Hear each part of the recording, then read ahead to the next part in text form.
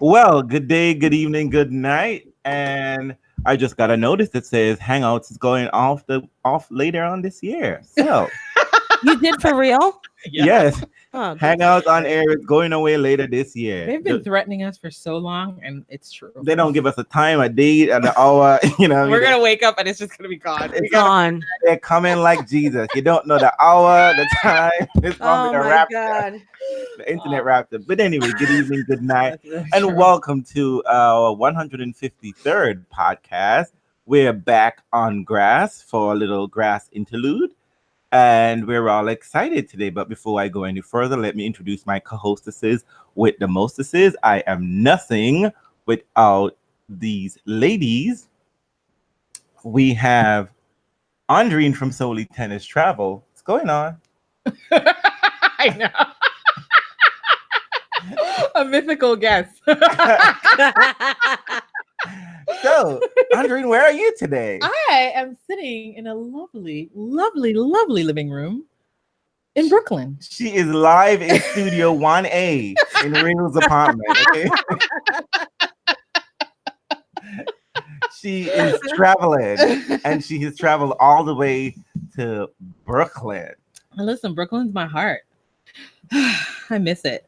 I was just walking down the street. That is so not true because she comes to New York all the time, and she don't cross that Listen, bridge. you know what? Can I tell you? I do because I actually came down here to go to South, which is down the street. South to go to have like a really nice meal. South Barbecue. 95 Yeah, the barbecue spot down the street.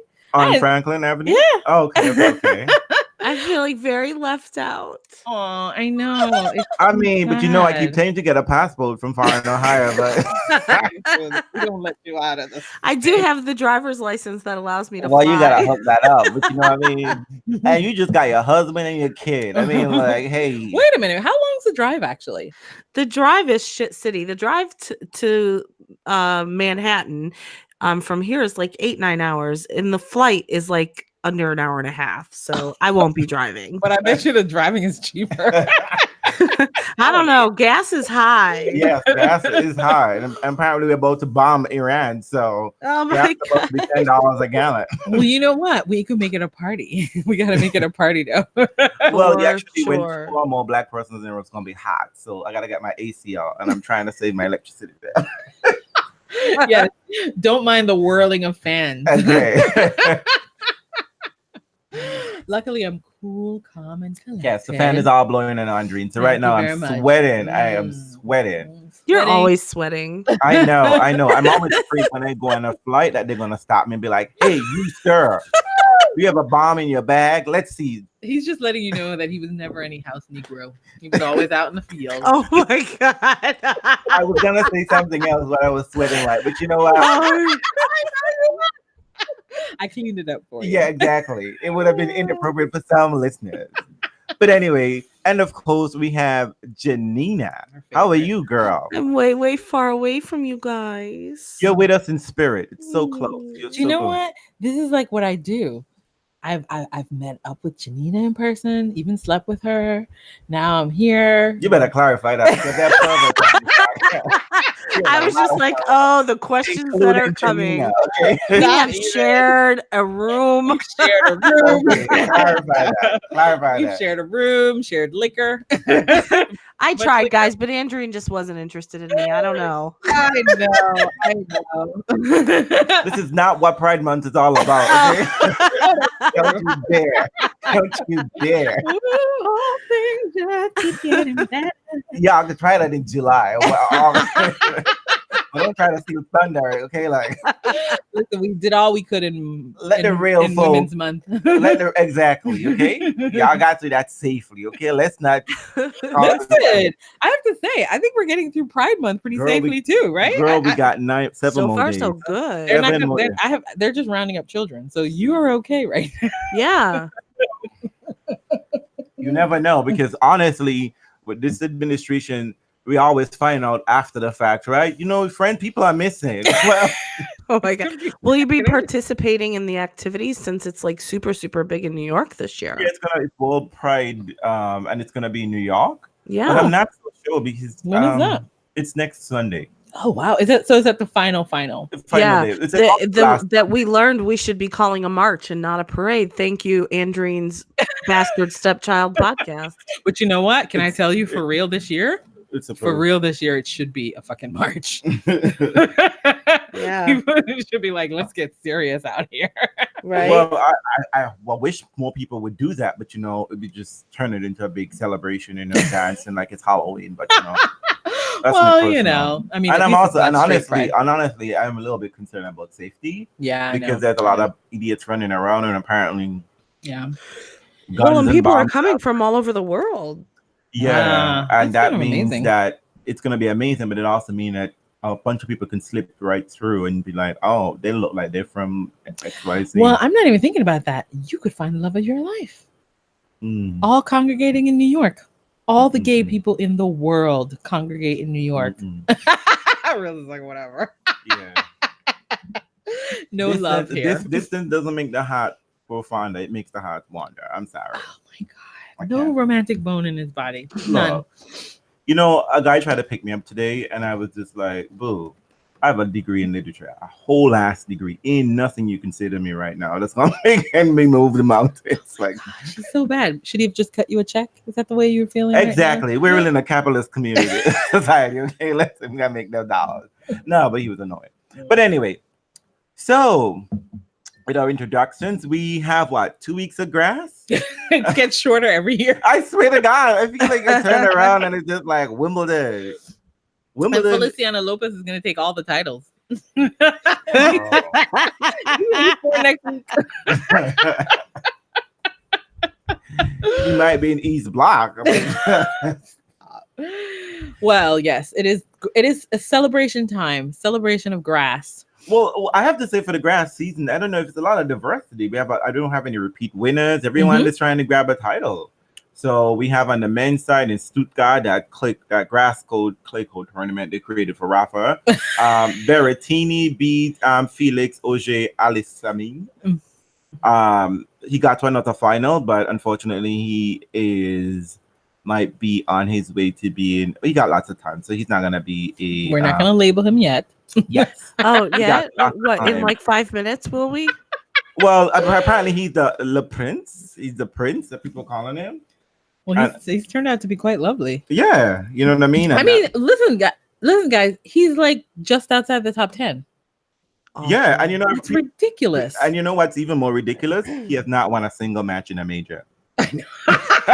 Oh my God, you're an It's a numbers asshole. game, and I don't know why people keep referring to this because hey, people have gotten very far in majors and don't do shit. Why? For the rest of the year.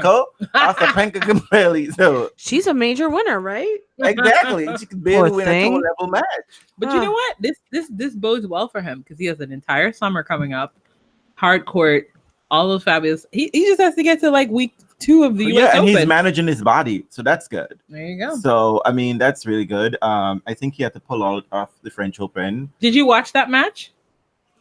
Which one? last week. The Stuttgart match between his final? Because I thought I saw you online watching it, Janina. No, I don't You didn't think get a I chance did. to watch it? I think I caught maybe just like the tail end of it.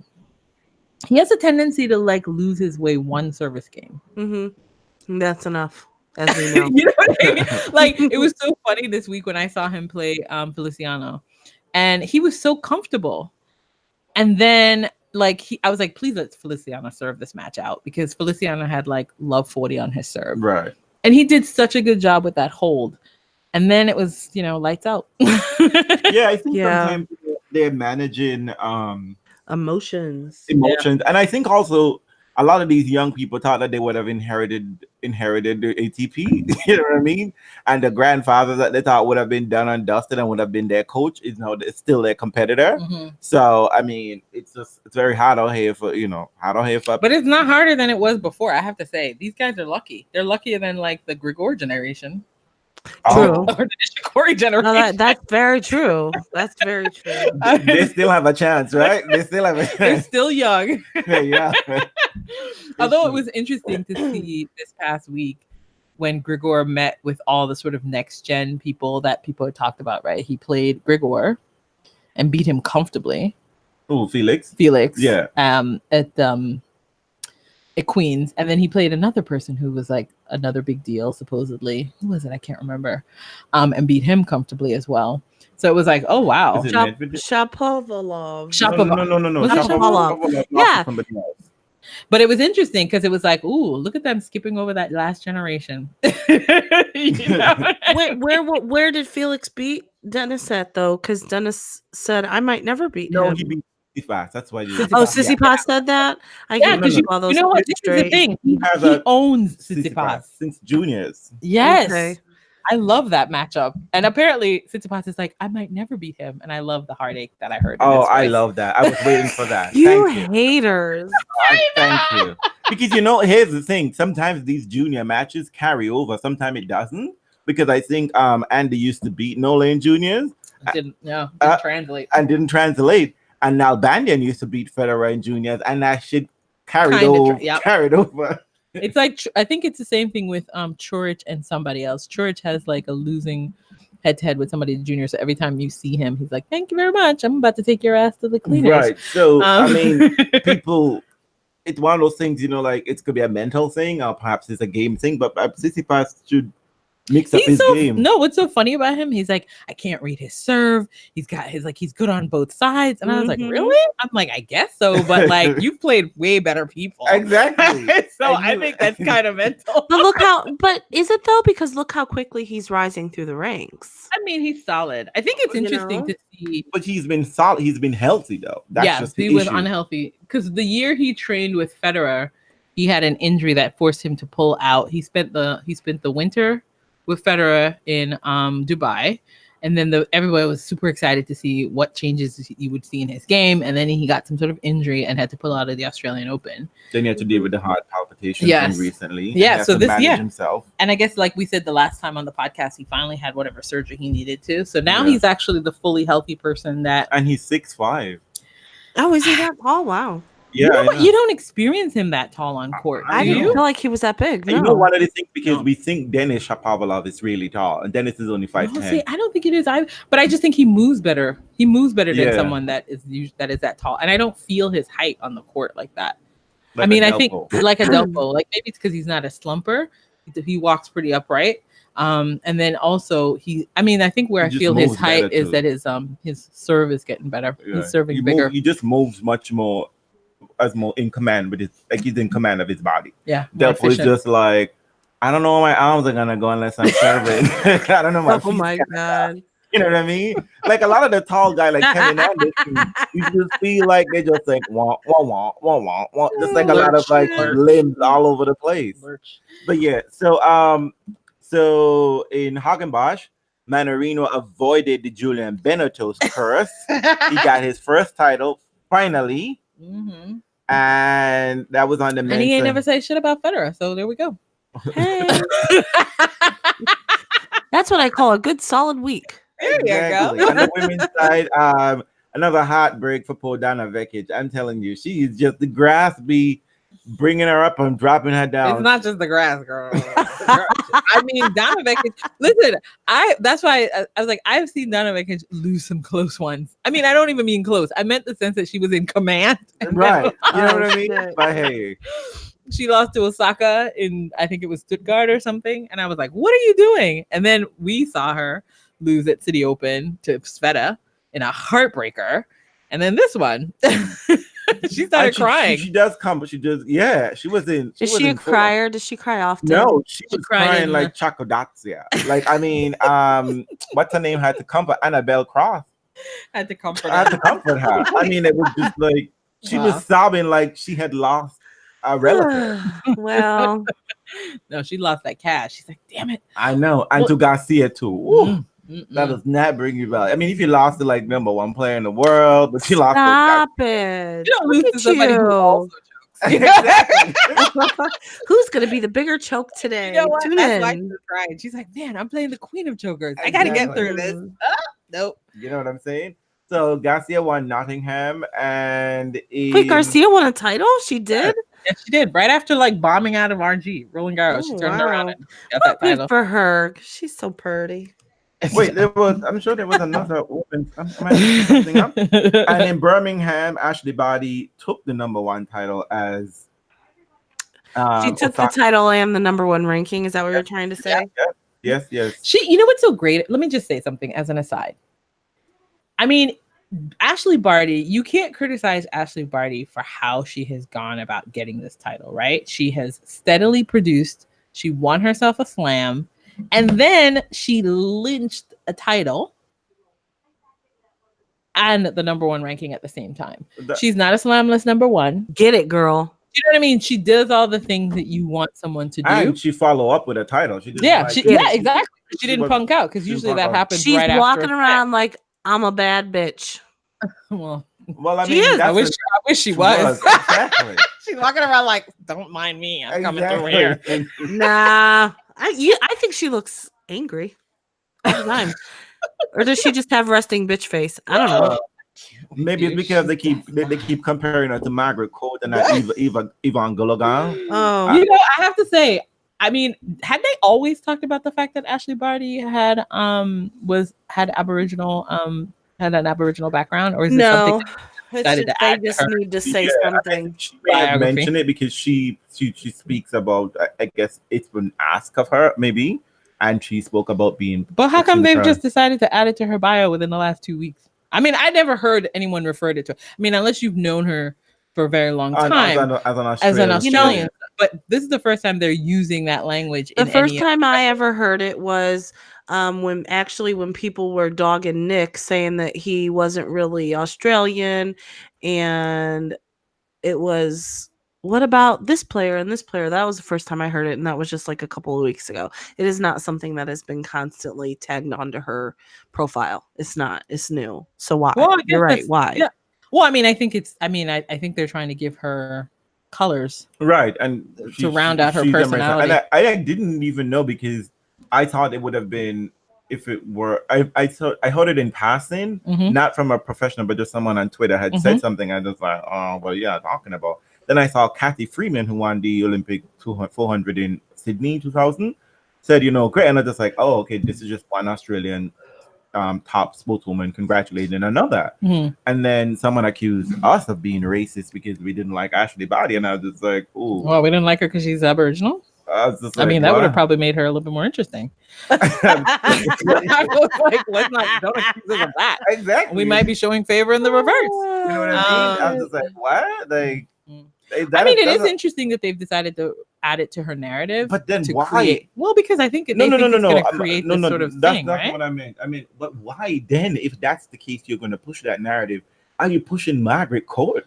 Well, I mean, listen. The Aussies still need Margaret Court for relevance. Yvonne Goolagong has won multiple majors. Listen. I don't care what anybody says. And she has a French Open title too. I know, but this whole push for Yvonne Goolagong, that wasn't always the case. I know. Otherwise, they should have named those buildings after her. It's total revisionist history for the Aussies, because the Aussies didn't care about it. Just like the raised fist guy. They didn't care about that guy. Oh yeah. You know what I mean? They're like at the Olympics, the 60th Olympics. Yeah. And they made his life a living hell. Yeah. So it's only in this more sort of radical era, which I have to say, can I just say, I hate the revisionism that's happening around Margaret Court, and not in the way that everybody's complaining. I despise the fact that now people want me to hate Margaret Court. You spent years selling me on her, and now suddenly you're like, you know what? Please don't bring her up anymore. I was like, wait a minute. Because same thing, because Billie Jean King was all about Margaret Court before. Wanted that stadium named after her, was totally okay with it. So, and it's not like anything we're discovering about Margaret Court is new. Exactly. That's Peggy the thing. Always been problematic. Well, it can't.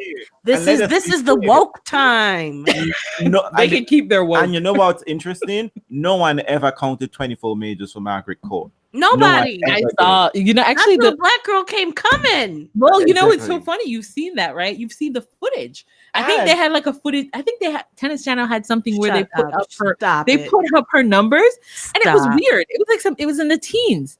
And then the next thing I know, like years later, somebody screenshot that. Yes. When that too, people used to put asterisk next to those Australian Open title because nobody went. Nobody was there. But the closer Serena got, the more important she became. So I think Fuck it's that been shit. interesting. Listen, I think it's just been interesting this sort of rebranding of Australian champions. First and foremost, nobody ever cared about Yvonne to tell us that she mattered until we had the Australian the Olympics in Australia. Right. And then there was a whole big push because the rest of the world is looking at y'all and they'd be like, what are y'all doing with the Aboriginals? And now they're like, oh we're pushing them in a corner in a cave. We don't want anybody to see them. Soaring, mate. Prime Minister John Howard said, I'm not apologizing to these people. Exactly. Nope. And so now what we're doing is this chase. It's this chase to cleanse Australian sports by presenting this other champion who's somehow suddenly more noble and worthwhile, even though you had been, you celebrated Margaret Court enough to name a damn stadium after her. And she hadn't changed anything about her views. You liked her then. Now all of a sudden she's not quite good enough, huh? Yeah. The favorite press pastime of the press, right? Trying to get that stadium changed. Our major people, right? Our people in power. Create a problem and then say, "Oh, look, we solved it." Right? I was like, I didn't have a problem with that stadium name. Listen, you guys are going to start running around changing the names of colonizers and conquerors. Yes, the bare minimum. Oh, we have to recognize a human being for being a human being. I don't care. Look how amazing we are. People are so upset with Court. I was like, listen, we'll be okay. We'll be okay. She'll be okay. I think they think if they can sanitize and clean things up with Margaret, it will matter in some global way. But the thing about it is just that they're not holding the people who are holding Margaret Court up accountable. They're just going after Peggy. And I mean, like, I'm all here for dragging Peggy, but I'm here for dragging everybody with Peggy. The whole establishment with Peggy. Just get it all out. I just don't care. I don't think anyone even knew to care about Margaret Court. You built her up, told her that she mattered. Now you're going to tell us that she doesn't matter and you want to sub in someone else. I was like, and now you're telling us the reason why you should care about Ash Barty is, guess what? She really has this interesting Aboriginal background that you had to figure out last week and then press up to us. And I'm like, you know what? It's okay. She's just a great tennis player. You can celebrate just that about her. And let her speak about her Aboriginal heritage. Don't be out here trying to create some, because y'all don't do too well when y'all talking about other people's black athletes. So let us just avoid that awkwardness. Or give it any sort of like bizarre tinge. I mean, I think, but congratulations to her. I have to say, I sort of come to Jesus moment about this. I had somebody write me separately about how important Ash Barty was to them and how her achievements matter and stuff like that. And I was like, you know what? We're this podcast, right? We have to be the podcast of like the other on some level. So if she matters to a group of people, that's amazing. You know what I mean? Her achievement stands on its own and it's wonderful. She's not my champ. She's not someone I pay attention to very much, but I think what she's achieved is amazing. I mean, I think last year we weren't even thinking about her. Yeah. And now look at her. She's the number one player in the WTA. I mean, I don't know if she'll end the year at number one because that's how this thing goes, but it's for however long she holds it. And Big and Better have tried to do what she's done and have failed. I know. So, good for you, Ash Barty. I'm sorry that we were not original members or even members now of the Barty Party, but we never put her down. Never will be. Oh, no, I'm never. I mean, I'm just not going to be in the party, but not everybody's for. Not every drink is for us. Yeah, exactly. And there's nothing she could do that can make. And nobody was mad when nobody is mad when we're not on the Osaka bandwagon. Nobody. You know what? This is the best thing that ever happened to Osaka. She could go right back to being in the corner, so she could oh my god, win titles. Exactly. She could win titles the way she likes to. Don't mind me over here now. I've never seen someone run away from the number one. I know, but I think it's funny that I think it's an interesting discussion probably we'd have to have when we have a lot, because when it comes to this new generation or any generation really in sports or whatever, that not everybody has the same desires and same goals. You know what I mean? And it's just like at work, not everybody wants to be the president or the CEO. Not everybody can be the president and CEO. Some people just want to be worker bee and enjoy themselves and live their life. And they just want to be able to put their heads down. So when we create this out of like pressure and all this like huge amount, this expectation that they need to do this to fulfill our desires and our expectation, it's somewhat unfair. I mean, we would like them to all, we'd like our faves to be number one and whatever the case may be. But I mean, hey, their approach is, there's nothing wrong, because a lot of times we don't know what's going on internally. I mean, trust me, I don't think Monfils, ain't trying to hard. You know what I mean? It's just like, I don't mind it. I don't mind it. But I don't mind it. I think though it is interesting when I think more people are Osaka like than not, right? They don't want to be there. So it's really fascinating and interesting when you find that person who's like number one and loves it. Loves being the person that everyone is chasing. Yeah, and tennis is long. The season is long. You know what I mean? There isn't much you can get away from tennis, right? Yeah. Other sports, like basketball, baseball, they're months layoff, right? But when tennis is done in October, you get 2 weeks vacation. It's just like a real job, and then you're back in off-season training because guess what? The Australian Open starts in January, and that's a big thing. That's where you have to produce, at your top level. You can't ease into the season.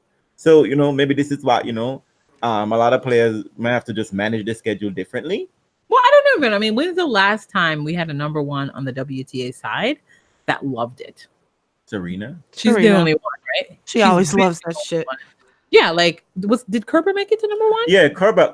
She didn't like it. I She think Kerber crumbled. liked number one. It's just that, She didn't like the attention that came with number one.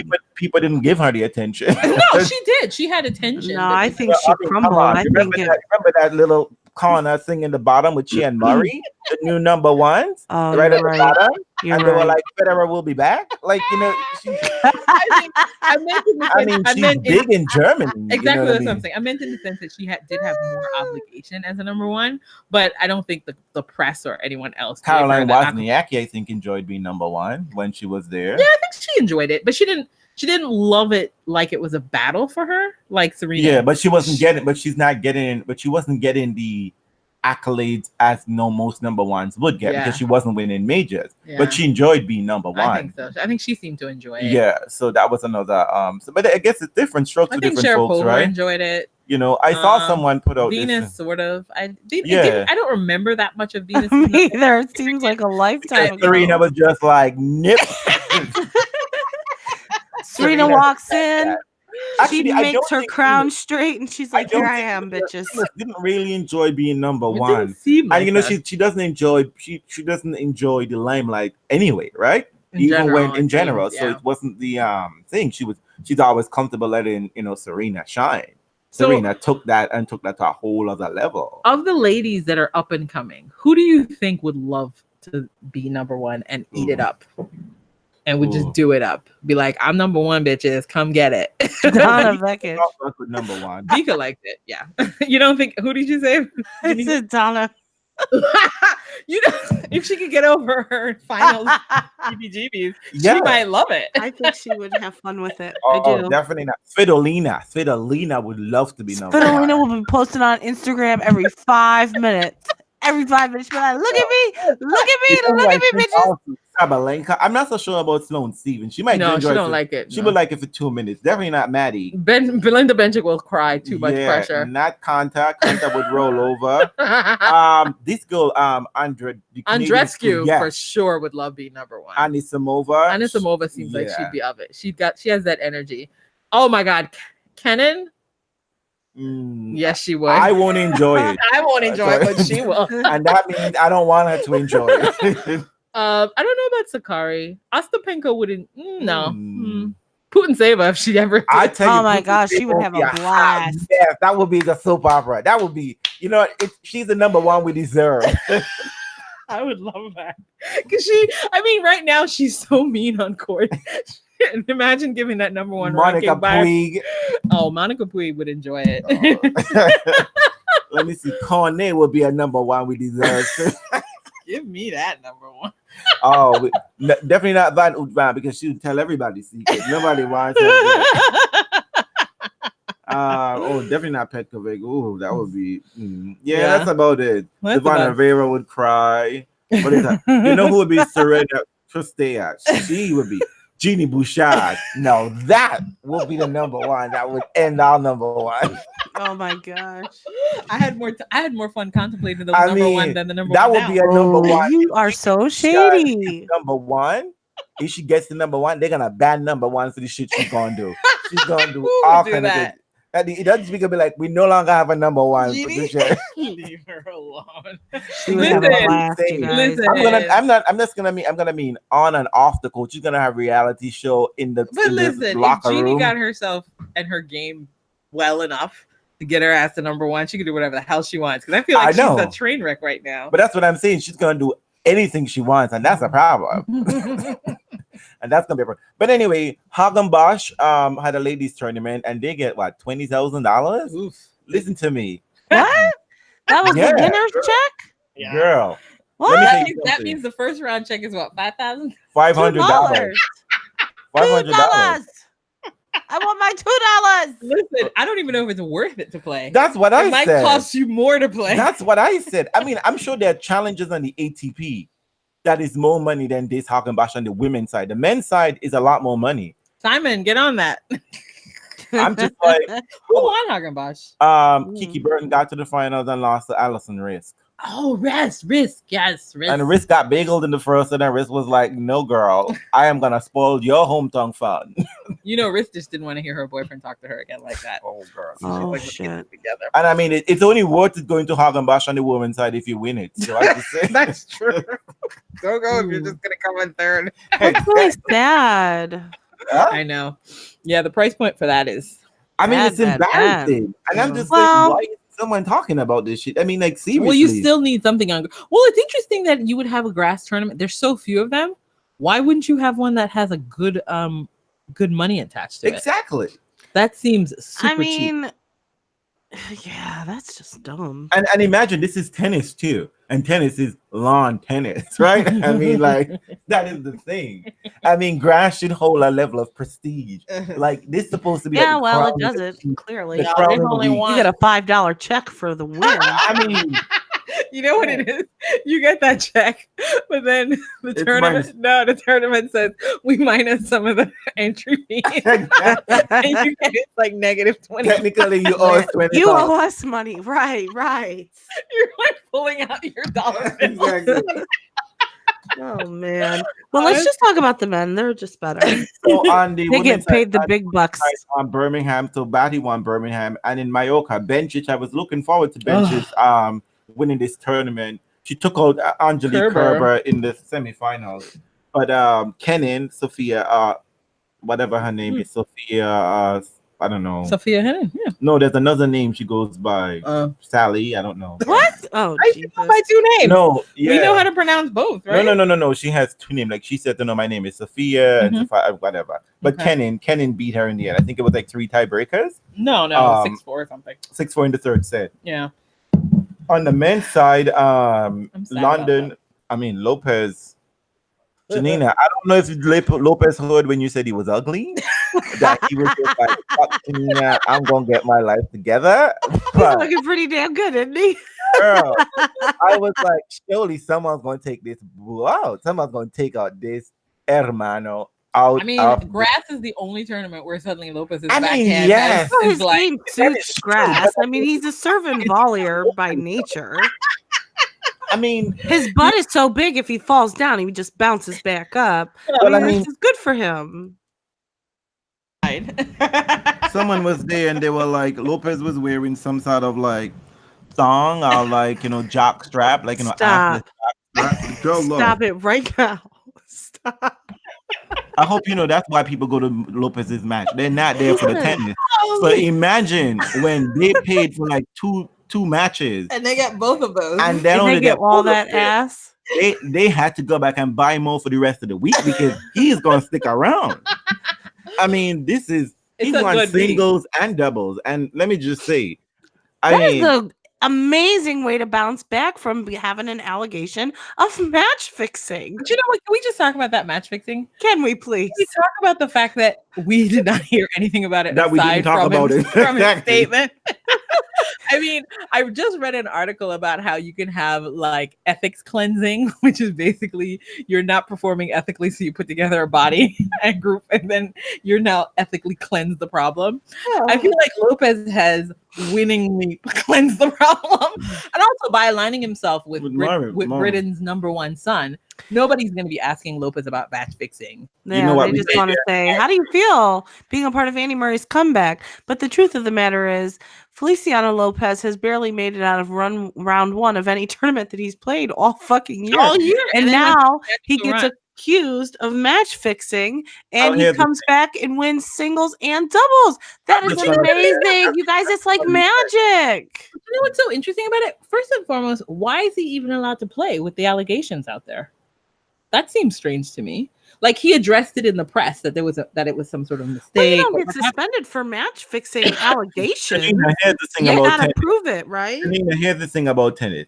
If the statement is made at this level, right, that he's match fixing, because we know match fixing is happening all the time, anywhere, everywhere. I mean, all their own reports is saying as such. Yeah. If it's at yeah. this point where they can see this, where they can make the accusation out loud, he should be under suspicion and he shouldn't be allowed to participate. I just thought it was weird. Well, that who actually said it? Who accused him of it? That matters, and I don't know the answer to that. Do you? I don't know who actually made that accusation. Was this just like something that was swirling around in the rumor mill, or was this an official inquiry? That he had to make a statement. Yeah, and there was a genuine investigation. I don't think even the investigation is finished. I thought they were in the midst of it. So I was like, wait a minute. So if they did find that he is match fixing and something happens afterwards, does he then lose this title and all the money he's made this far? Right. Like, that's why I thought it was weird that he was still performing. Because I was like, okay, you made a statement about the match fixing claim. That's nice. But you know what's so funny about the statement? It was like it was a lot of you know me kind of thing. Like, that's something I would never do. I was like, well, honey, everyone's going to say that. But realistically, it never got the light of day, really, because everyone was so distracted. You read it and they moved on and talked about Murray. And then talked about Murray. And then he had, I mean, the best thing you could do, I mean, it was a good thing that it was just match fixing and not other things, right? Because suddenly his whole run would be suspect. Why are you playing 2 matches in 2 days? How are you winning 4 matches back to back? You know what I mean? Listen. I mean, Murray fixed feminism, but Murray can't fix your game. I mean, like, really? Hey, if something is going wrong publicly in your life, get Annie Murray on your side. It all goes away. He should be like, Murray can help everybody's career and life. This is a public service announcement. Yeah, I guess according to it, there was supposedly a guy says that he knew that Lopez and his partner, who is actually the partner that Rafa also sometimes pairs with. Lopez? Marco. Yeah, the Lopez, that they were supposed to lose their match. And he knew that they would lose a match. And so there was some allegations that happened. And he says, I feel it's extremely important to come to you and absolutely deny any link with the events. And I guess it was enough that he made this bid in public, because it seems like it went away. Nobody talked about it for the rest of the day. He did it. He read a statement at his press conference. Yeah, I know, but that shouldn't be enough. Which was weird. You know what I mean? And this is why, because I was like, why isn't Murray playing Wimbledon with Lopez? But I guess no why. Well, apparently, according to the item, they passed on, the person who believes that he knew that they were going to lose the match passed on the information to the tennis integrity unit. And what we really need to watch for is who comes out with a post saying, when you try to do the right thing, the people in the locker room call you a snitch. Then we'll know who talked. I mean, it's kind of weird though. Why would you? It's interesting. I'm curious about why. They don't really. They make a claim of match fixing, but they don't say why. Right? Why would they do it? Like what? I mean, they're pretty high level, both of them. This too, it's money. I mean, isn't that always the reason? Money. But they didn't say that. Though. But they didn't say it. I mean, so it seems it's not like it doesn't. It's not connected to any other kind of allegation. All they knew was like they were supposed to lose the match and they lost the match, but then there's no other outside information. But I just thought while there was a cloud, it would seem weird that the person continues to. But I guess that's also the same way they handle drug stuff. Like you don't know the drug stuff has happened until they have been suspended or something happens, like with Chilich, and then he then has to forfeit the winnings from anything that happened between the time the suspicion happened. Right. So basically, he just made a statement, but the allegation is still out there. And I find, but winning covers a multitude of sin. We do for always say sure, here, for sure. I mean, everybody was like, happy for him, and I mean, theoretically, I guess I am too. I don't really care, but I find it very odd. This motherfucker has played like shit, whether it be intentional or not, all goddamn year. And now you want to show up, make a statement about match fixing, win a singles and a double titles all in 1 week. I'm not buying it, Fifi. Fifi said didn't I see in the in his winning address that he says he's getting married? So maybe I don't Fifi know. suddenly felt a sense We get like, married again? I need Again? cash. I think Well, let's I see saw what something. this wife says about him having sex. Or is he going to finally marry a man? What's it going to be? Stop I it. hope it's the latter. It's Listen. not you, Reels.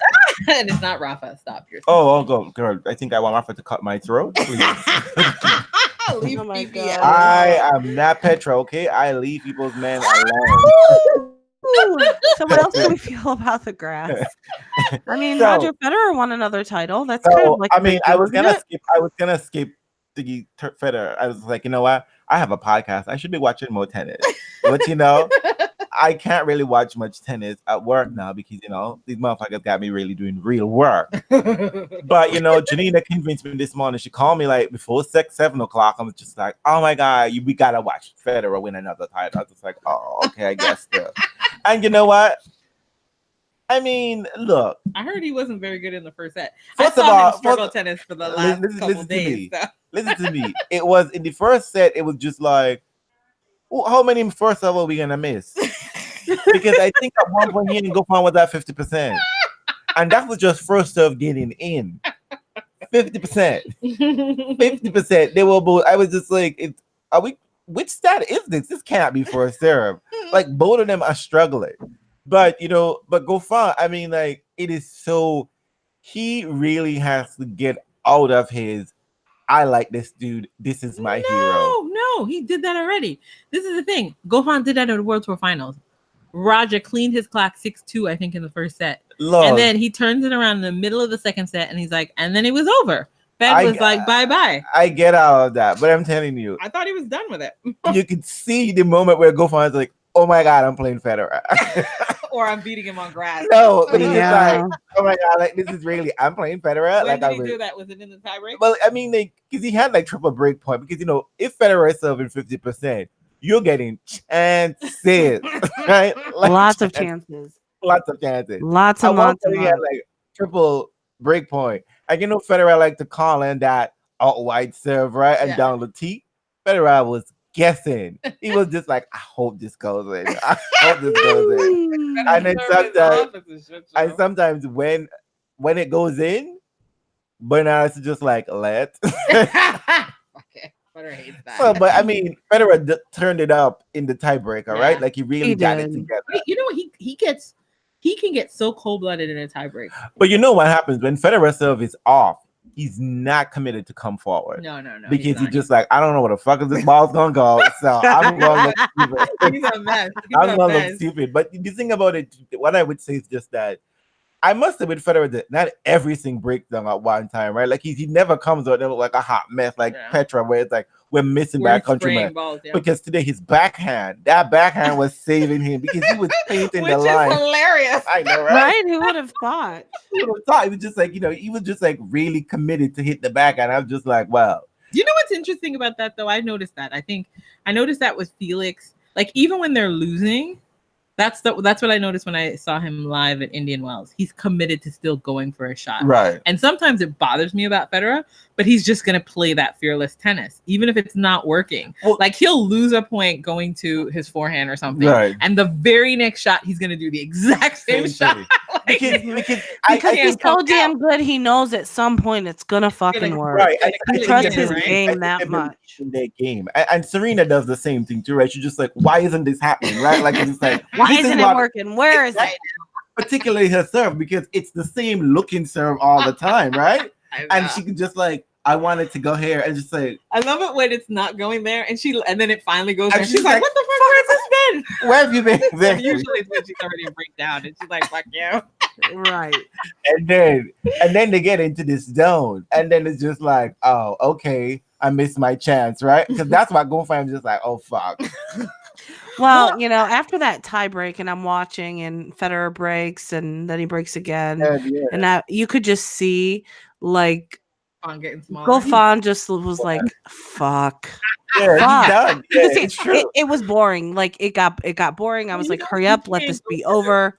You can't try to snatch Federer's holla. That's his. But his actually tournament. you can, because he's lost a couple in the final to like he lost to Churich and Hewitt and Haas, I think, Yeah. whatever the case is. But it's one of those things where I think the moment, because even like, well, everybody in the crowd is for Federer for the most part, but there were a few Gofan fans and their face was, what the fuck are you doing? Like this look Yeah, like. he looked dejected. Yeah, he looked dejected. Like, like I felt that, I think for a moment where Federer's gonna have to invite him to Labour Cup to make up for it. Is there any more room?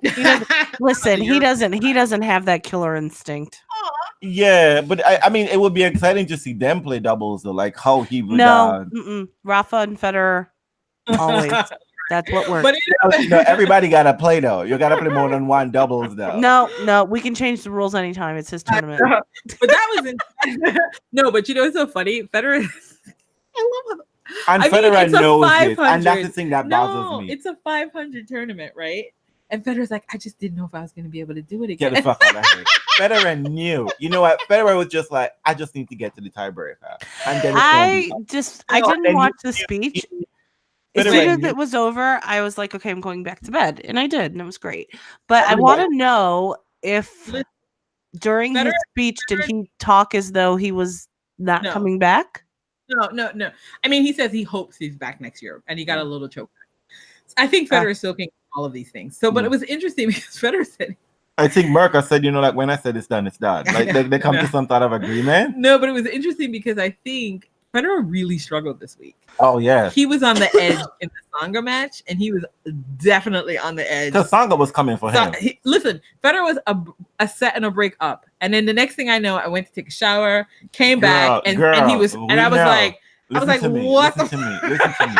When Federer is playing Tsonga, don't leave the match. Everything is that it's unsafe. It is the moment when Federer is leading. Federer's up 2-love, right? He was up 2-love at Wimbledon. 2 sets to love. I watched today. I didn't get to see him too much during the week, but I, kept an eye on score lines and whatnot. And I was like, I don't know how I feel about Wimbledon. No. That's where I don't feel a certain way about Wimbledon. Because you know what, his serve dipped a little bit. Oh, this serve didn't dip a little bit. This serve in the second set, it's like, and it happened. Like it happened the same thing in command first set, and then something, just a blip, and that's all the person needs. Because again, we all have this. It's not young Federer, so these people are like, this is my shot. I got my shot. I'm taking it from him at Hala on grass. And Federer is still a big deal. Margins, right? Very. And so it's a good thing. I mean, his serve dipped, and then he really started struggling, and he was like looking a little bit like shaken on the baseline sometimes. I mean, he ended up with 2 people who were just wailing on the ball. Tsonga, when he gets that forehand clicking, boom, he was just hitting it. And Federer looked like how sometimes Federer can look slow against somebody who feels like they've got so much power. That was the Tsonga match.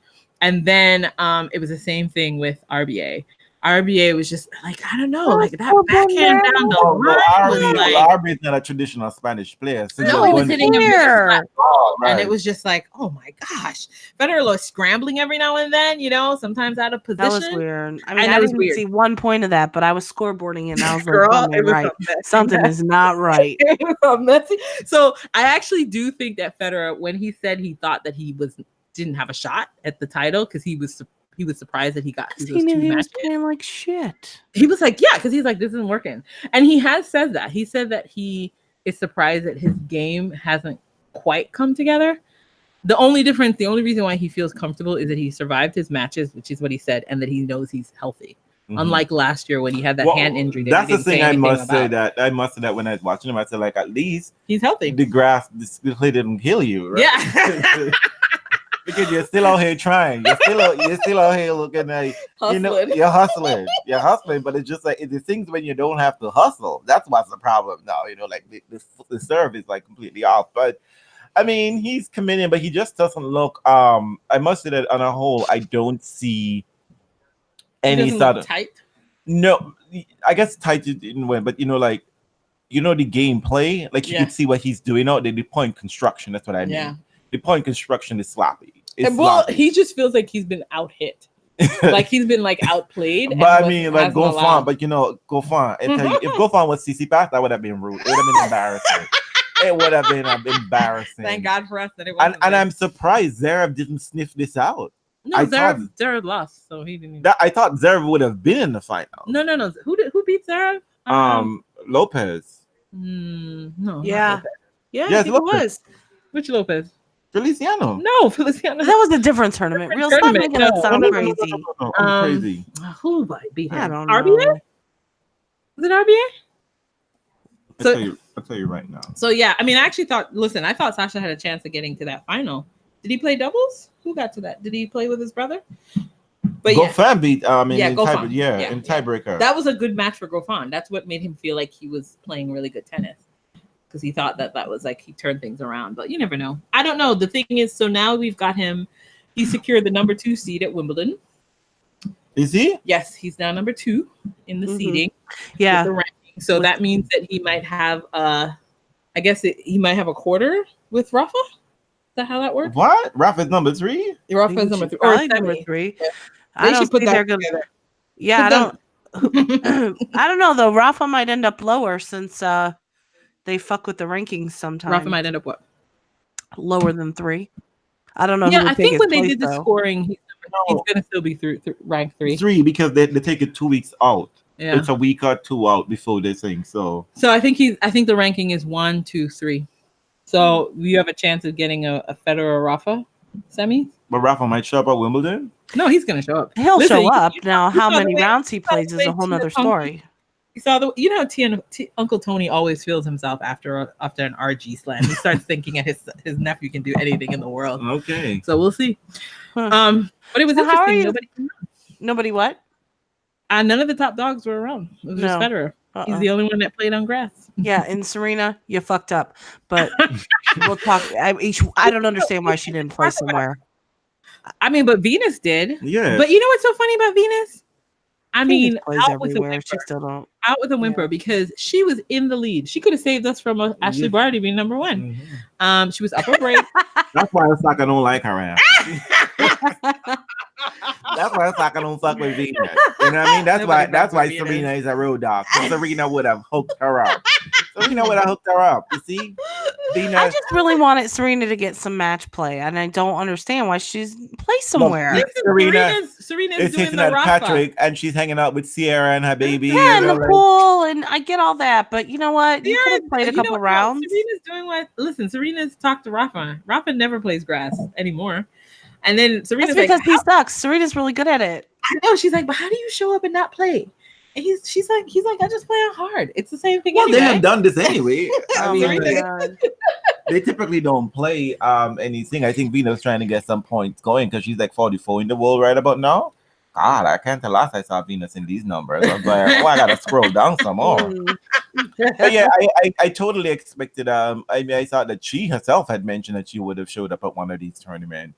Maybe is she going to do one of but- those fun exos? Well, there's a many grass, whatever. I don't ever notice the women one. I think they always do the boodoos or whatever. But Oh, no Oh. women ever show up. I'm not interested in that. I wanted her to get her ass to a tournament and play. Listen, yeah.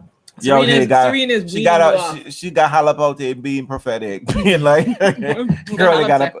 I love it, just like, girl, you gotta play, okay? If you want to win, you gotta play. And somebody was just like, girl, it can't be you. It can't be you, Hala. Wow. But yeah, so in other news, you were about to say, Janina? Oh, no, what's the other news? Well, I was just saying, like we talked about the scores and all of that. I think, congratulations, Kenin, for beating Bencic. I think if we didn't mention that, and Ashley Barty, I love the spelling of your first name, but very excited that you are number 1 in the world. It's a very rare club, and Not so right rare. for all It's its. been 25 minutes. Shut up. I'm here trying to prove us that we're not racist. And here you are. Look at that so rare. There's been plenty of I them. mean, come on now. No, I'm just kidding. Say- Oh, Jesus. But but it is a honor. She's a. It's a slam. big deal, okay? It's a perk, and girl, I wish you that somebody else other than Phil and Nike hook you up with some clothing. That's all I'm saying. But I think there's not much to report. We talked Delpo. about the Delpo. I mean, Delpo, Girl. the knees. Well, Tell us what you're thinking, Janina. I Janina's mean, got. you can't Janina break the is same going bone home. twice. He's done. He's done. He's done. That's what I say. I say he's Well, done. in case no one has the receipt, Janina has I said always Delpo has say been done like Yes. a bazillion times on this Delpo's like podcast. reanimator. He's This coming is the back. first I time mean, he's like, broken the same Delpo thing comes back twice. for 2 reasons, and I keep saying almost every single Federer's time. ass and to prove Janina wrong. Exactly. When Federer is retired, This is, Delpo will retire. Well, this is the anniversary of him beating Federer at the U.S. Open this year. That Well, happened 10 look, years ago. None of these Do you think 10-year he'll be anniversaries back? that are worked out None, for none of, anybody. none of the anniversaries have worked out well this year. Anybody. I wonder if he tries to make it back by then. I don't. He's probably. You know what? the year. First and foremost, I think he came back way too soon. But you know what? I feel like Delpo experienced his injuries so poorly the last time. It's clear that he got very depressed, didn't like being at home, so I think he rushed to come back.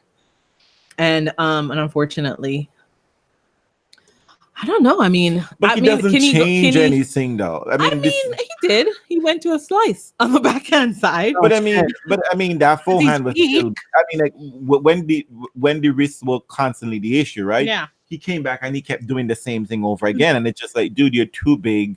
You have to try to move better. It's his body. What are you gonna do? He's a big guy. He's Yeah, but I mean, I don't know. You can't keep re-breaking the same bones. You can't. He went to Barcelona. You know how they fix knees there. Maybe that bodes well for him. Right. He went to Hogwarts. In case y'all can't see it, folks, I can see it. The shield is real in Andrene's face. Like she's just like shady.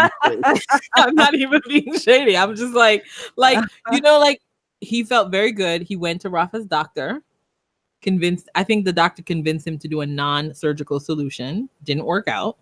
And now he's done surgery. I wish everybody would acknowledge the fact that Rafa is he never surgeries. A rare specimen. You know, and everyone thinks they're going to be able to do the same thing. No one's ever come back from a major knee issue. I mean, I didn't even know what the hell happened. He was just running up to a ball. Yeah, and he kind of like slipped and kind of like brutal. But I guess it's one of those things that we didn't fall on it. He didn't even fall maybe on it. Because he didn't allow it to actually So he prevented himself. So that strain. You shouldn't be breaking bones from preventing a fall. Well, in an accident, one that never even touched the ground. The drunk person is the one who usually live because their body is loose. That the person who's sober is the tension. Yeah. So maybe as he roll up and all that tension and just like, oh my God, my knee, my wobbly knees. It's just like. Well, I hope for his sake that I think he should wait. He's gonna come back. He's gonna come back too soon again, but I think he should wait. Do like what Stan and Federer did. Federer took a freaking 6 months off. So did Stan. Like it's a big surgery. Take the time, heal your body. I mean, do what you need to do to be mentally okay. So, hang around the tour maybe. Because, I don't know. I mean, 30 something is still in. Yeah, exactly. There's plenty of time. There's plenty of time. Plenty of time. And you know what? By the time you come back, maybe the old dudes are gone and you just gotta whip these little youngins once or twice. I didn't know because you have these little ones that come mad. These little ones are afraid of you because you get the crowd, and when the crowd start going for Delpo, so yeah, he should wait and then come back in at the Australian Open. But you know what? Let him just see Federer win that title. He'll be back. He'll be back. Delpo going to look to be back in New York. No, I know. I think he really is going to try to come back. He's going to try to come back for New York, but he should just cool it, bro. Chill. There's plenty of time. Come back for next year. Just take it. Just let it go. But he talks about missing the tour and wanting to dance. I don't know. Somebody needs to keep him busy. Yeah, no. He was depressed. He was depressed the last time. Apparently, it was really bad for him. So I don't know. Maybe he can hang out with people on the tour. Well, Lopez might be free real soon. So what about your boy dumping Mahout to play doubles so he can play doubles with Murray? I'm just telling you right now. Here's the thing: the French has a whole bunch of players that Pierre. This is Pierre Hubert, by the way. He said intermingle and whatever the case may be, and I think he said that they've always sort of committed that every once in a while. They always have a scheduled break. Mm-hmm. If you look in the past, they have a scheduled break, and he said, Pierre said, you said, oh, I want to concentrate more on singles. I really don't know why, because the doubles check was solid. Sure, but you know what? Hey, a singles check is multiple, is Yes. double, triple times, double. And you gotta split that money. You don't split singles, right? 1 divided by 1 is still 1. Well, he couldn't get out of the fucking spotlight, and he's like, Andy Murray calls, I come running. He's like, I I mean, mean- he literally said it. He's like, Andy Murray doubles at Wimbledon. I couldn't give up that chance. Yeah. That's like, and he's like, Mahout figured it out by playing doubles with Federer. No. In But this Australia. this break Yeah. has already happened before, though. No, I know, But I they think had a conversation about they had a not conversation, yeah. about Pierre was not going to play doubles at Wimbledon. He all. wasn't going to But do it. Mahout had already picked someone. I think he'd pick. I know, but that's because he wasn't playing doubles. And then Right. imagine this person said, "Oh, I'm not playing doubles," and the But next you thing know you what? see, this person's I listed as mean, playing his doubles. excuse is really bullshitty because I was like, if Murray called me, I'm gonna be like, new phone, who did? Like everyone did. Did you- Exactly. I was just Listen, like, this is the funniest thing to me. Everyone loves Murray, but who the media loves and who players loves are totally different things, right? No. And that's always the case. And nobody wants to admit that, right? Because You know who those said they children's play? interviews made that abundantly clear. It's just like, here's the thing, people I'm told don't like Novak. He's not that cool dude. Except for the kid. His favorite player was always Novak, and he kept asking people who their favorite was. But If that you was- guys have not seen them videos, go find the videos of the little boy But interviewing I'm the just tennis saying, player. that was a patriotic thing. What's his name? Vux? VUX? Yeah, Buck. I don't know. They're adorable. They're hilarious. They are Serbian? Yeah, raw. he's Serbian. He said he's Serbian. So he he's said, obligated to no, like so he Novak. said I'm Serbian, so it's gonna be Novak. And then, oh my God, like my favorite. I mean, I love Nick, but Nick is always usual. But what I loved about Andy, it's just like, is he your friend? He's just like, oh, I've known Novak for a long time. No. I heard the guy, Bucks is such a shady bitch. Bucks is just like, but he's your friend though. Is he your friend? No. And he's just like, I guess. The Bucks is just like, yes. So we'll take that as a yes. And I'm Wait, just like, Did you remember? Wait, did you guys remember when the media tried to make it seem like Novak and Andy were best friends? Did you remember? That was weird, right? That was so weird. So I weird. mean, yeah, I So mean, weird. Those were really cute. Federer would interviews. hang out with D Vidal, and D Vidal has dragged that motherfucker through every single dirt court there is in Europe, and he would hang with him. And Federer stands a better chance of beating Novak. I know, and yet he still won't give that And dude still the he time will- of day. He won't even give him a high five. Mm-mm. Not even a high Nope. five. I hate it. God damn. My Yeah. fears. So did you see that Sharapova says, "I'll play with you for mixed, Andy." Love.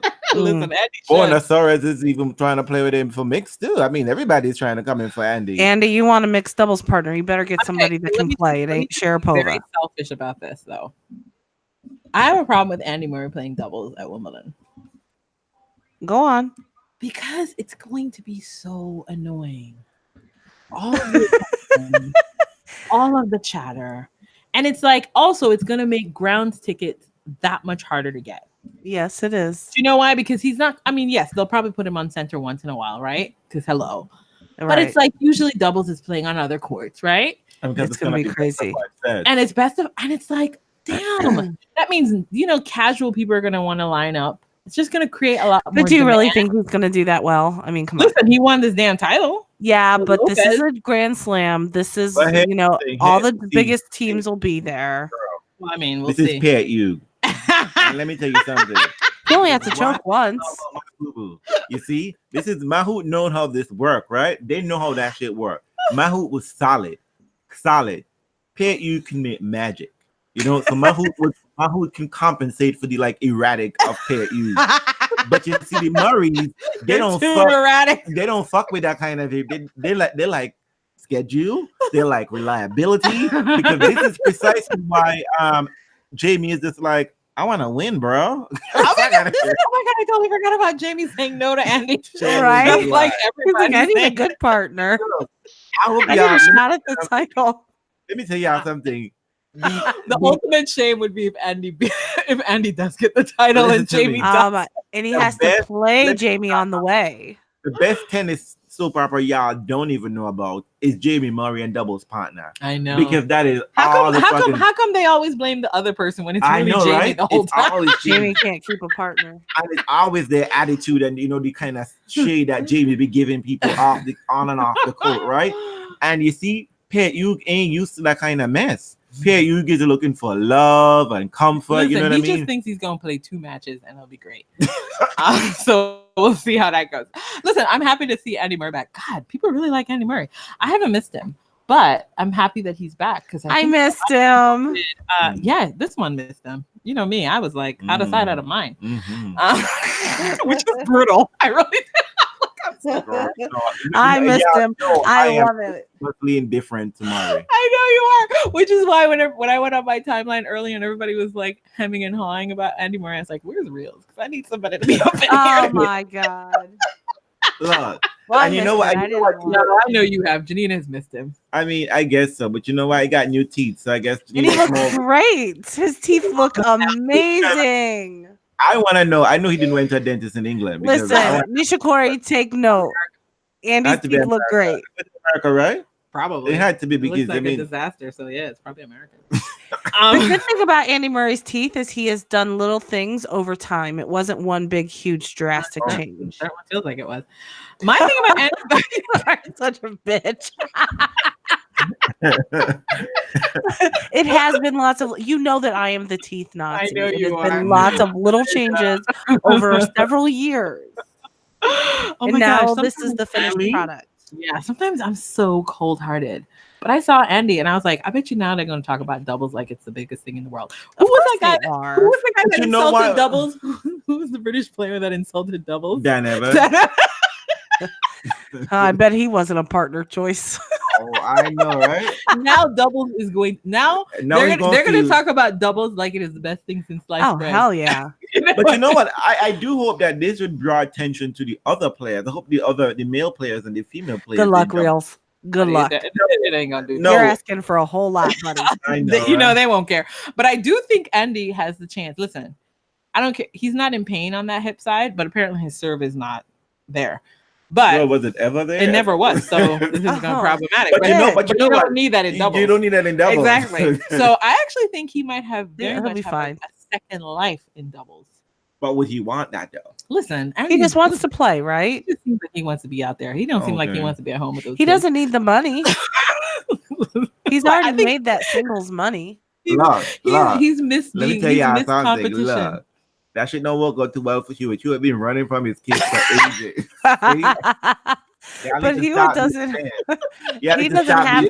He didn't play in the time of all this money. He doesn't have Andy Murray money. They don't know what to do with themselves. They have not figured out a transition plan. I think Andy Murray, you know what it is? They retire. It's like their end came too soon. So I think it sounds like he's going to have a good second life as a doubles player. Though, when they started to play tennis, this was supposed to be the end. I know. So I imagine that they were supposed to have a plan or something in the motion. But they never do. But I'm assuming they are like, well, Federer's still out here. Maybe I can do all of that. Honey, if you live your life saying maybe Federer, then no wonder your life is salty. You know what's that very interesting thing I was watching with Federer? Because I was wondering the longevity. It's because of the money. So you can get like micromanagers in terms of coach. Sure. Like and that makes a whole lot of difference. Because I'm telling you, if some of that money was flowing down for the other guys, or like if somebody like the resources, things would be a lot different. But money matters. All things are not necessarily equal in sports. Yeah. But I mean, I hope one of these things I do hope for Andy Murray's sake, that the good thing he would do is not for vote for. I don't want to hear any feminist shit from this motherfucker. I want him to talk about that ATP should be doing more for the men playing doubles and get them more money because it's really shitty. Well, once he starts playing it, he'll worry about that paycheck. He'll be like, this paycheck ain't shit. Let's get this going. Because you know how that's He'll be like, where the fuck my money at? There's a lot of guys out there making money and they only make money from doubles. Exactly. So once he starts to see the realistic doubles check, nothing brings something home until and he should see it. I mean, your fucking brother plays, dude. Well, I don't know if they exchange cash. Oh, of course they do. And he's like, oh, you want a Grand Slam? So did I. Look what I got, bitch. I know, right? You know, I mean, I think it's really sweet. I know mean, people he's were great. mad, but let me tell you something. Jamie did the same thing I know my brother would have done, and the same thing I would have done. So I'm just like, yeah, because Jamie. you all are cold-hearted. I mean, shit. Listen, apparently everybody said the same thing. Everybody's like, Andy, I don't know if I'm Look, willing you to work remember with when you in those hips. you remember when Jamie had fucked around with Murray and Murray dropped his and Andy dropped his ass, and Jamie was salty, and then they were like, Jamie, you gotta come to watch him play, and Jamie was just like, fuck this shit, I got shit to do. I'm busy. And then he had to show up, and he'd be like, oh, you're not gonna watch your brother? Then Andy just said, listen, I just want a title. Oh, and you know that little kid Vox? Mm-hmm. Shady as fuck. He said, I remember when you cried at Wimbledon 2012. Listen, that kid is great. That kid is great. And you know I don't like you, but you know what I tell is shady, huh? But remember why I cried. I didn't cry 3 weeks later. I got a gold medal over Federer, and your man didn't win the bronze. Oh my God. But you gotta say, kiddo. I was like, this kid. You are cold, savage. But you know what? Good for him. That kid was doing much more follow-up question and much more in-depth interview than that whole. Somebody needs to put him in the press room. I don't want that.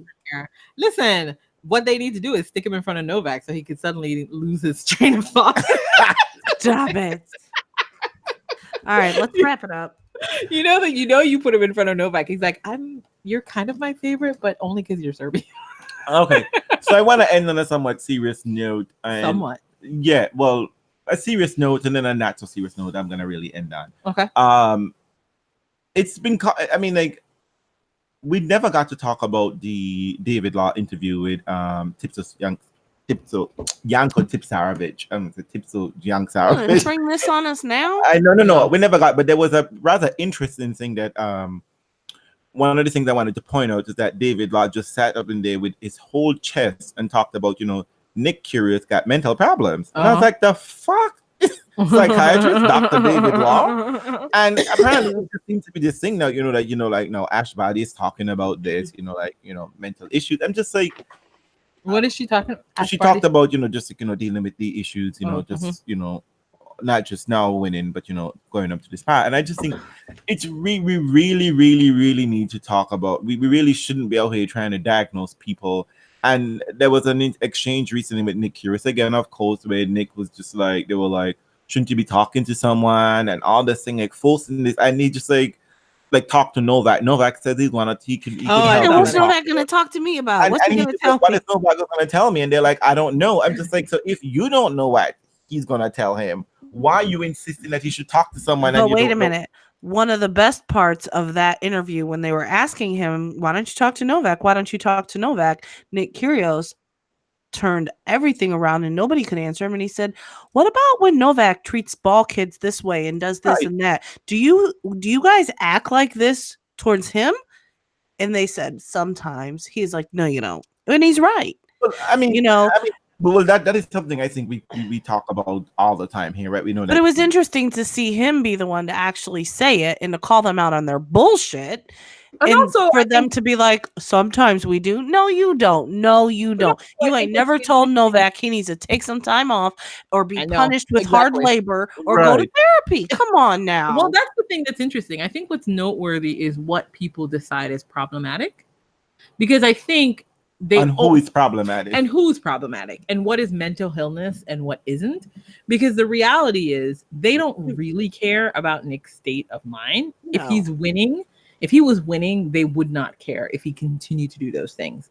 So similarly, when Nick turned it around and said, do you challenge Novak about any of those things? He's revealing to them that all you care about is the winning, because theoretically, if those things are problematic, they should be problematic for Novak as well. Right. They're only problematic for me because I'm not winning a slam. Because as we just said, winning covers a multitude of sins, including match fixing charges, and no one's going to refer to that at all this week. It's funny. So yeah, I think that's really the larger question is like, stop pretending you guys care about any of these tennis players' mental health. And beyond pretending. Because David Law went as far as to say that he think Nick is bipolar, schizophrenic. Well, and that's what I want to address. That's exactly what I want to address. You're a fucking journalist. You are a journalist. You have no business. None of us have any business diagnosing anyone's mental health. I don't even give a fuck if you're a doctor. I don't even care if you're a doctor of psychology. And if you are a doctor of psychology and you are diagnosing his mental health, fucking shame on you, because you know damn well you've never sat down. Actually, exactly, you've never sat down and you've never spoken with him. But what I find interesting is that for me, it's like, well, it's funny. There's a Freakonomics radio, if you listen to those things, podcast, which is addressing like, you know, the common way in which psychological terms are thrown out there, and you know, and people, and they're all incorrect. A whole bunch of things are incorrect, people say. But I just find it's really problematic where people are focusing on mental health of athletes when they're not really concerned. You know what I mean? Especially in this is one of the reasons why, I mean, I know people have been, you know, people really like, what is it, behind the racket? Right. But I think it really creates a space where, I mean, listen, I get it. Confessional living is the wave of the future. Your job is to let people in on your life, to tell them things about you, whatever. But some of the things these people are revealing are really serious and really deserve professional attention. It doesn't deserve fan attention per se. It's professional attention. Or at the very least, it deserves much more in-depth follow-up. And nuance, right? Nuance. Yes. And so, I mean, I get it, right? Because there is a big mental health push in sports right now. And in the public at large. And the public at large. But but as usual, because it's capitalism, it's going to be handled sloppily. Because the reality is nobody cares about these athletes' mental health. They really don't. No, they care about whether or not they're being entertained, and they are they winning? You know, are they giving their best effort? And you usually know, all that shit. Shame on you people that are saying to punish people for not delivering. Yeah, right? That's usually what it is. Yeah, I thought it was weird. I've been seeing people diagnosing left and right. I'm like, I'm here to tell you, cut it out. Just cut it out, because you look crazy.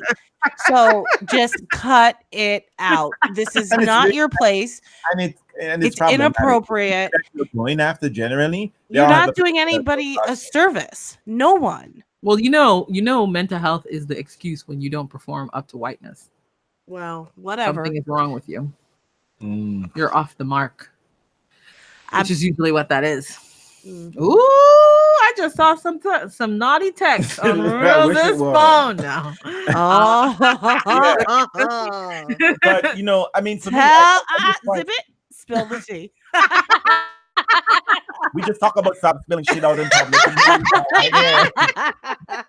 But no, I just find it really, I mean, it's really problematic. And I hate when, journalists in tennis in particular can't even deal with tennis real scores. Issues, I know. They can't even deal with the physical tennis itself, right? They can't even cover that. Don't even enter this space. Even enter this space. It's an athlete, really and truly, if you're going to talk about this, be very sure and clear that you're speaking about it clearly. And have a mental health profession there to talk about what you just shared, because all it does is give people more leverage to attack you later. That's the thing. I mean, like, it's so interesting. This confessional culture, I mean, I love it and hate it at the same time, because it puts you up. It sets you up. And also, in a bad way. But here's the sad part about the situation. Much of this thing is obvious, right? And obvious in the sense that, like, people who perform at high level are going to have a lot of stress and a lot of issues and whatever the case may be. So we shouldn't be like, oh my God, she was dealing with, the pressures of being number one. Oh my God. Like, and when people say like, oh my God, she can't choke, or, like, we laugh about these things and whatever the case may be. But I mean, it's to be expected. That's not a disease, though. That's not labeling someone with a disease. You don't get to call somebody bipolar, schizophrenic. Right. Like, you don't get to do that. And also, saying they choked, they choked. About it. You don't get to joke about it, CC5. You don't get to throw that shit out there. You don't get to. Who joked about it? CC5 is talking about people here looking for attention and they're just bipolar. The fuck is wrong with him? He's talking about himself.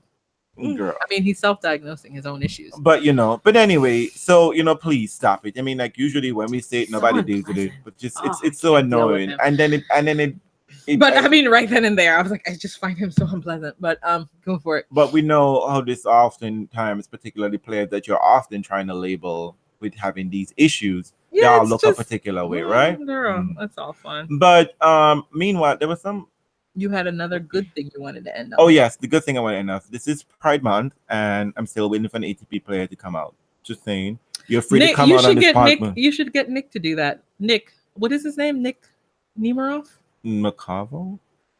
No, it was Nick Nemiroff or Oh, the other guy on Twitter. Yeah, Nick Nemiroff. Stop attacking Federer and get together with the other Nick and start to get athletes to come out of the closet. Maybe that's your project. I mean, that's another thing too. Please stop expecting a particular player, individual, to fix the world when you're not attacking the institution.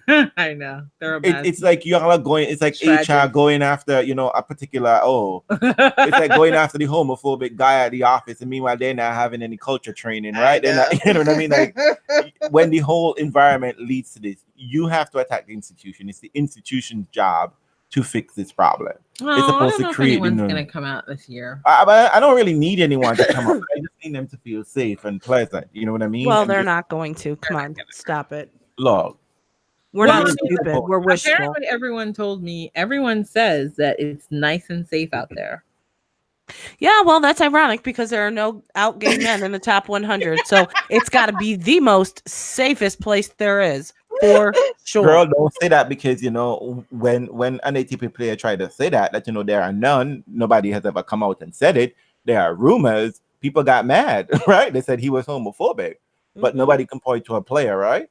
But it's rather interesting, and I would. No, you can't point to a player because then you're labeling someone as something that they may or may not be, and that's not fair either. I mean, there's just so much going on. So, listen, I mean, this just reminds me of podcast is a safe space. It's a safe space. Please come. Yes. Yes. You know what? You can even remain anonymous. I'm sure no one would recognize your voice. Yeah. Can you imagine? But also, we have to recognize that that it might be safe for them to come out in America. If they're playing in America, but they might live from America, right? You can't come out if you're Russian. Exactly. You'll be dead, motherfucker. A lot of these players are getting married early. I'm just saying.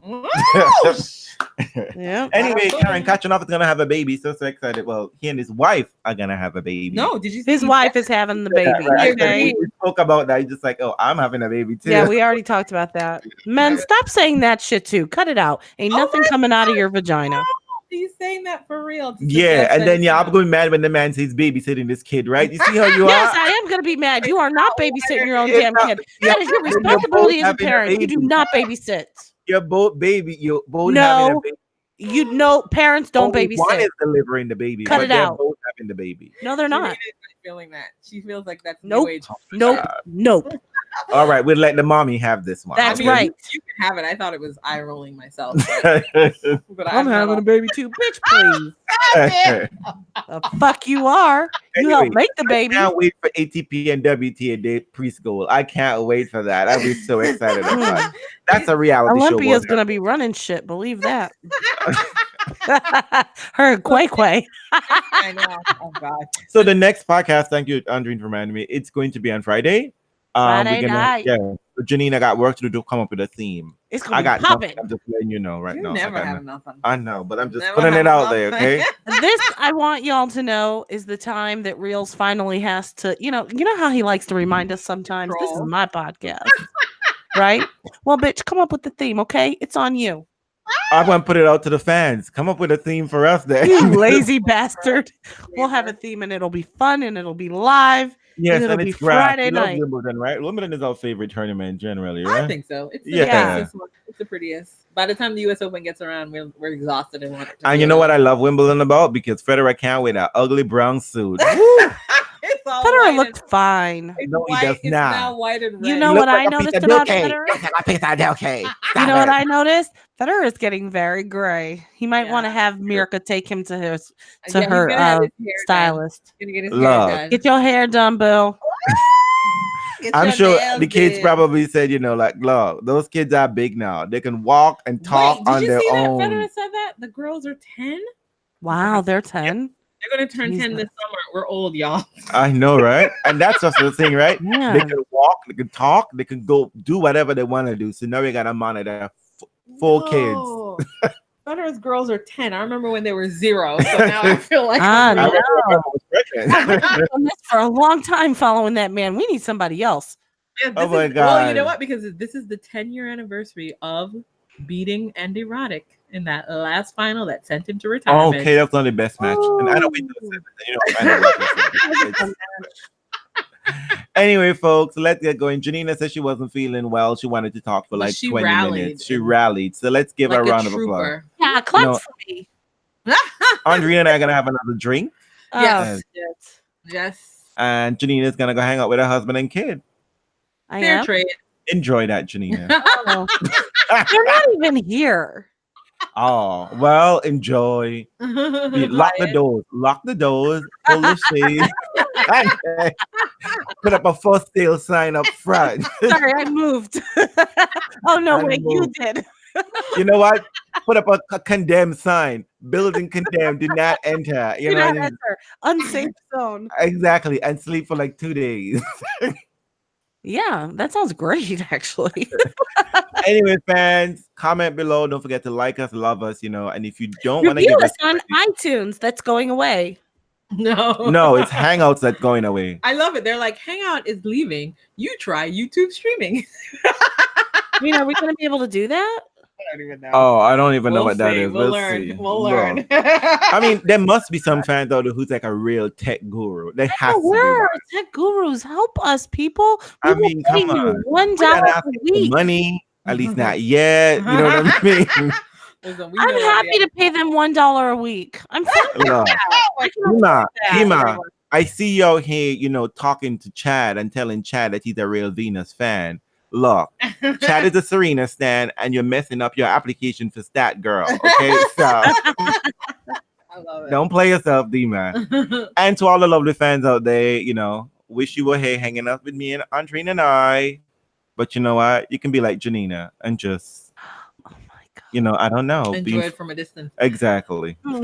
Give me that drink. All right. Later. Bye. Bye. Bye.